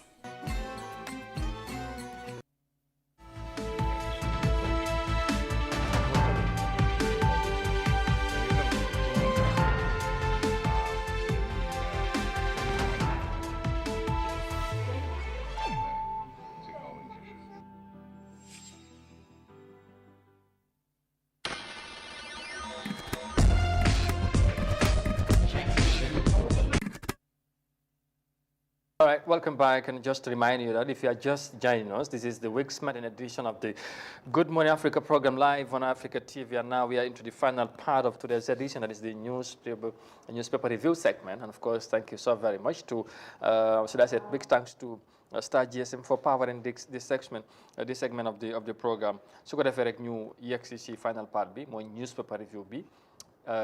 Well, I'm glad to say MC Cham waaw mooy du MC bi ngeen foog nag bi beneen MC la Mariama Cham moom moo ñu fekk si jotaay bi ñu nuyu ko bu baax di la wax good morning MC. How do you do? I'm doing good. How was your weekend? Hope you had a good one. Yeah, I had a good one. Alhamdulillah. Relaxed? Yeah. Re-energize yourself? Not relaxed actually, but it was good. Yeah. Good. So what do you have for us? How many papers do we have today? Yeah, good morning First to all the viewers, beautiful viewers out there watching GMA this morning on iAfrica TV. And the first paper we are going with today is Fourier newspaper, which says Emmanuel Diouf calls for inclusion of second round of voting in election bill. Police investigating alleged fraudulent transactions by GRA staff. A joint committee engages West Coast region on election bill. Passengers call on government to address unregulated transport fares. And the editorial this morning is simple things should not be made complex. The debate on the Supreme Court ruling on $54.4 million assembly loan scheme. And the question of the day is, could the second round of voting be introduced in the election bill? Interesting. So this is what Fourier newspaper says this morning. Newspaper. Yes, and we'll go with two. Mr. Emmanuel Juve, the chairperson of the National Human Rights Commission, has told the National Assembly that the 50+1 and second round of voting should be included in the election bill 2021. He said the bill talk about voting deposits, thresholds, and many things, but second round of voting for the presidency is not captured in the bill. Yes. And Gambians has been yearning for that. Second round voting, maybe the 50% thing. No, 50+1%. Wow, 50+1%, and nobody was nanchi. So if it's not captured, that I think is an issue. But and Mr. as a human rights body, they're saying like they should include that in the election bill. Yeah, the second round voting and also the 50+1%. All right, human rights are now, of course, they have a big say in this thing. So these are election matters, so everybody have an opinion or an idea as to what should be included or maybe how you perceive things. So he thinks that second round voting should be included, and of course I think hence it's not there. Many Gambians has been calling for that also, including, I think, if not all, but most of the political parties also said they want 50+1%. And I think this is the right time to include all that they need to include in the bill. Hence, the bill is being discussed, and also the National Assembly is going around communities. They have taught the country. They're still on tour on this issue of the election bill. Absolutely. So the second story we're going with is police investigate alleged fraudulent transactions by GRA staff. The spokesperson of the Gambia Police Force, Superintendent Lamin Jai, has over the weekend informed this medium that the police have commenced investigation into alleged fraudulent transaction by a staff of the Gambia Revenue Authority. And also the fraudulent transaction by Mr. Banyas, a staff of the Gambia Revenue Authority, is in progress, like he said.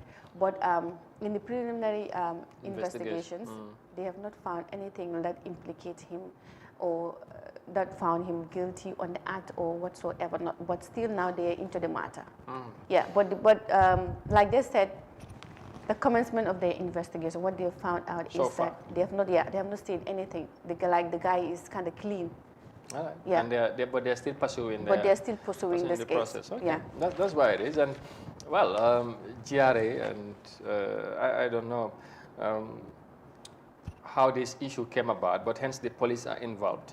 We'll probably, if they keep following the case or the matter, then we will get to find out what will be the final end results of their investigations. But apparently, like you said, as far as the preliminary results are concerned, there isn't anything that have linked him or connect him to what he has been alleged to have done. But whatever it is, that's just the what the PRO, that the police spokesperson is saying as of now.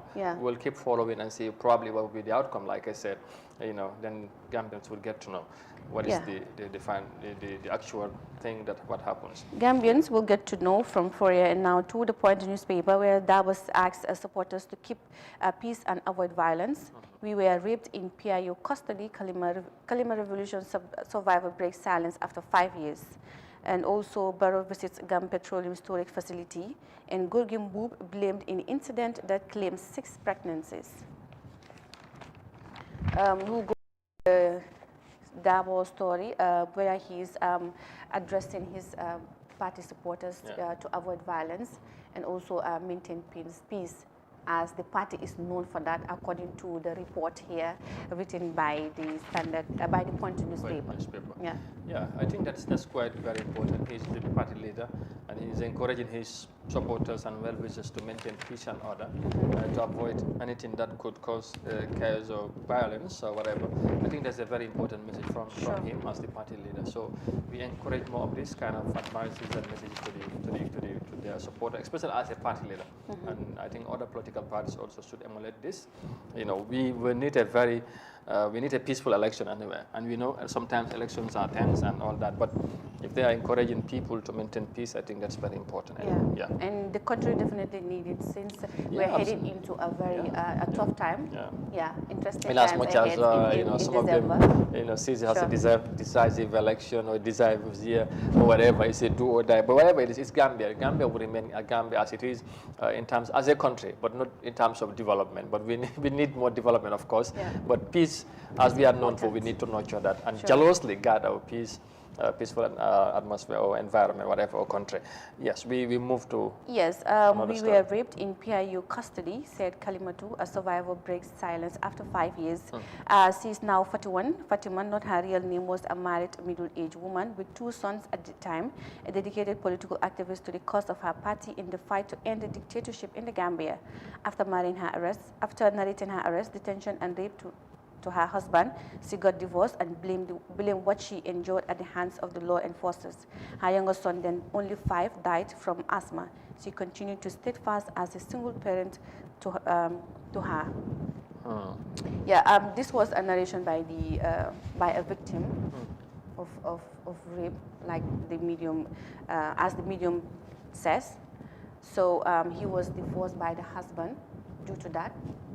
And also she lost her son, a 5-year-old son, in the process too. So she has opened up after 5 years. Yeah, finally she broke the silence. Yeah.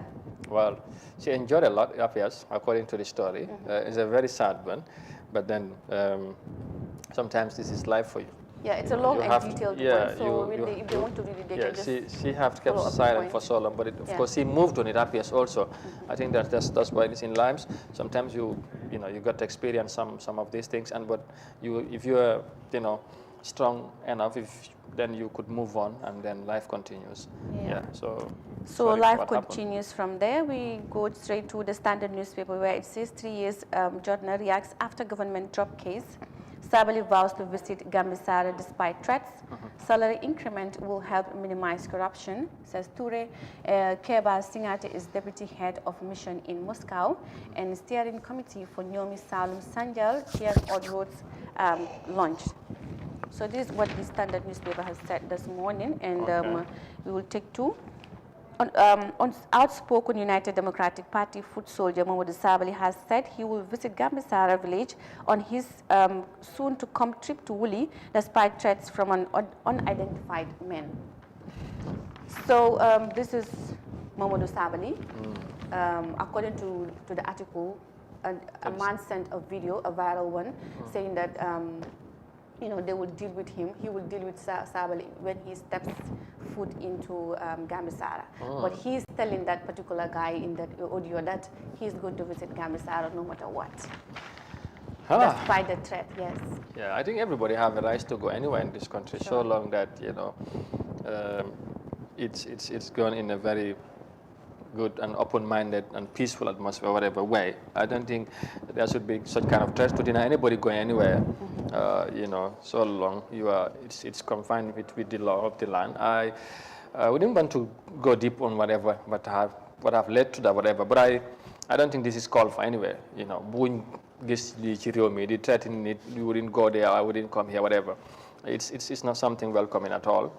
But Sabali himself said he's going to go. I mean, he will get there, or he's gonna visit. The viral. Yeah, and knowing Sabali, I know sometimes Gambisara is a Sarahule village. I want to believe. Is it Gambisara? Yes, Gambisara. Yeah, and he will crack jokes with the Sarahules. He would.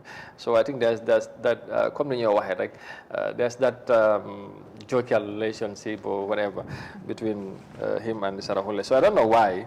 But I hope nothing happens anyway. Yeah, so it will went well. It will go well.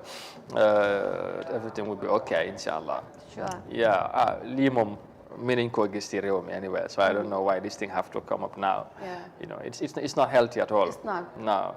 We don't need this in this country. And it's Whether it's politics, whether it's whatever, he has the right to go there and do his bid and come back. But I think this is where tolerance comes in, because in as much as we want to do politics, we have to tolerate one another. Yeah, absolutely. As long as we're not insulting, as long as we're not disrespecting anyone, we should try to tolerate one another in order to have a very healthy political arena in the country. This is it. Yeah. This is it. So the last but not the least, we have salary increment will help minimize corruption. The Gambian Council in the UK, Suntu Ture, has commended the government's proposed salary increment, saying it will help minimize corruption. The proposed vision was announced in a dispatch last week by the government, but critics says it is nothing but a political gimmick in an election year. But to assess the plan demonstrates that government is on a right footing because countries which are able to successfully minimize corruption are not merely strict. They pay very good salaries, adding that people should stop associating every significant progress or policy announcement government made to politics. Yeah, indeed. Divided opinion on the move from the government, but so long he's concerned, he believes it's a right move in the right direction by the Gambia government to proposing that they are going to increase salaries. So many. So for others, it's a political move, yeah, it's a whatever. Political move so because they've not seen anything yet. Yeah. Since the government announced the increment of salaries. Yeah, but for me, as you were reading, what came to my mind is that it appears everybody knows or accepts that there's corruption in this country, or there's corruption. Sure. But then we only need to have people need to be paid goodly to stop that corruption. Yeah. Why? That is what Gambians believe, and I think we should really look into that. Huh? Let's see if the salaries are good. Whether no, Gambia's salary is bad. It's not good. The salary scale, especially for the civil service. The wages are very bad. No, that need to be revisited. The salary scale for Gambia is not good. Yeah. That's just the fact, you know. But if should Gambians base on that to say corruption should happen, that's another thing. You know, so if they come like only if you are benefiting with that corruption, why the majority are suffering? Yeah. So that's not their solution. And it's always like maybe the working, like people who do the most of the work are the one underpaid. Yeah. You know. And this is it. Yeah, and it's really happening in the country. And I think we should. That's why this 50% allowance increment for across the board. Those people at the top, sure. Because if you are paid high amount, you are paid 50% of that. That would make you earn more. If you are paid small money, 50%, so it's crazy, you know. But let's only hope it's not a political thing. Sure. Government will really actualize and make sure they realize objective or government should also know promise. that Gambians are watching, and as long as they have not seen or had anything from the government since their announcement, many people are seeing it as a political win, you know. Yeah. No, Africa more melny. Africa boy, no, it's something else. It's crazy. And sometimes when I also watch other countries that discuss about this kind of issues, I would say sure. It's across the board. It's across the board. You know, sometimes before we get into politics, he was at this level, but within 1 year or 2 years after getting in there, he's a different person. So Lumo Amambireg is something else. But anyway, that's why it is. I only hope government be actualize and make it a reality. And he's also urging Gambians also to stop maybe government's actions as to politicize it, like this one. Yeah. Yeah, it's very, especially in this year, it will be very, very difficult to stop that. But anyway, I think that's all for today. Yes, that's all for today, and it was good to be here on GMA. Thank you. See you guys next time, inshallah. No, what do you want to give a promise or? No, I don't want to give a promise. All right. Thank you very much, MC Mariam Acham, and with the newspaper review there, and that should be it for today. Viewers, of course, thank you very much for also being there, and this is all how much we got time for today, but we'll be back tomorrow, inshallah. God willing. I know the cereals and the Jolans are now happy that we have gotten almost to the end of Ramadan. Léegi day gars yi commencé ndeewoo war ak yu mel noonu yaa ngi kontaan waaye once again ñu gërëmaat leen baal leen ak rek ci laylatul qadri lañ jógee barki démb wala démb ñu ñaan yàlla lépp luñ ci ñaan rek yàlla nañu yàlla nangul ñaan yi may ñu fekkee tamit at yu bëri inshallah ñu gërëmaat leen bu baax jox leen dégg suba ñu dellusiwaat ci beneen édition fii ci Africa TV jërë ngeen jëfandi yàlla nañu ànd ak jàmm bye bye.